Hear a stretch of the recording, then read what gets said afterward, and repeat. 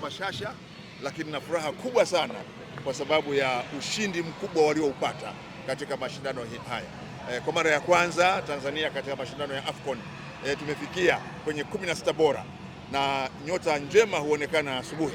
Maana yake hii inaashiria makubwa na mema zaidi 2027 tutakapokuwa wenyeji wa AFCON, sisi Kenya na Uganda, lakini zaidi sisi wenyewe wa Tanzania, kwa sababu ndio timu pekee katika hizi tatu ambayo imekuwa katika mashindano ya AFCON mara nyingi, lakini na mara hii imeifikisha Tanzania, na kwa maana hiyo Afrika Mashariki katika hatua nyingine ya juu, kuonyesha kwamba mechi za AFCON 2027 Tanzania atakuwa mshiriki, tena mshiriki hasa kwa haya aliyoonyesha safari hii katika mechi hizo huko Morocco.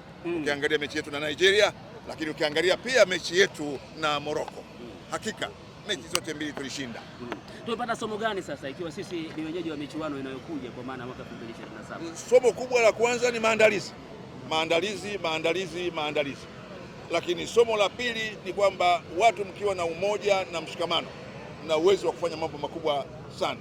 Kwa hiyo katika hali hii ambacho tumejifunza, moja ni maandalizi ya kutosha kuinoa timu, lakini pili mshikamano na umoja wa Watanzania wote kuhakikisha kwamba timu yetu inafanya vizuri, na ndio maana Mheshimiwa Rais kwa kuona kazi hiyo kubwa ambayo imefanyika aliamua yeye mwenyewe kuitoa ndege yetu hii ya Rubondo Dreamliner 787 kwenda kule kuwaleta wachezaji wetu, kuonyesha kwamba sisi Watanzania wote tunaungana na Mheshimiwa Rais katika moja, kutambua kazi kubwa ambayo yeye ameifanya, lakini pia kuwapongeza wachezaji wetu, kocha Gamond na timu yote ya ufundi kwamba kazi tuliyoifanya ni kazi nzuri, na sasa Tanzania sio mshiriki katika mashindano haya, ni mshiriki kabisa katika mashindano haya na sio msindikizaji kama ambavyo wengi waliamini.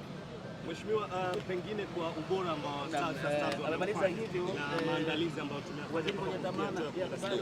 tukielekea katika upande wa miundombinu, tarajie kitu kikubwa na cha kipekee kwa Tanzania katika miundombinu. Tumefanya vizuri sana mpaka sasa, tunaendelea kukamilisha ujenzi wa uwanja wa Arusha.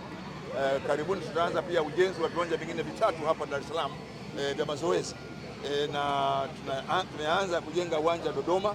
Kwa upande wa miundombinu mpaka sasa tumefanya vizuri sana, na ndio maana sasa pamoja na miundombinu, kazi kubwa ambayo tutaifanya sasa ni kujenga timu ya Watanzania itakayoshiriki katika mechi za AFCON mwaka kesho. Lakini kwa upande wa miundombinu hatuna wasiwasi kabisa. Hivi karibuni tutawalika nyinyi wote kwenda Arusha wakati mwafaka kuona kukamilika kwa ujenzi wa uwanja wa Arusha, lakini pia tutawalika katika matukio ya kuanza ujenzi wa viwanja vya mazoezi, iwe ni Farasi, iwe ni Leaders Club na maeneo mengine. Lakini pia Arusha tutaanza sasa ujenzi wa viwanja vingine vitatu vya mazoezi. Kwa upande wa miundombinu hatuna shida kabisa, na ndio maana tumemaliza ukarabati wa uwanja wa Benjamin Mkapa ambao nao pia utatumika katika mashindano ya AFCON.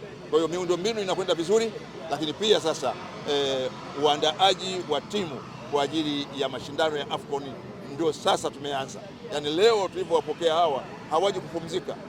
Sisi katika wizara ndio tunaanza mbio za uandaaji wa timu kwa ajili ya AFCON.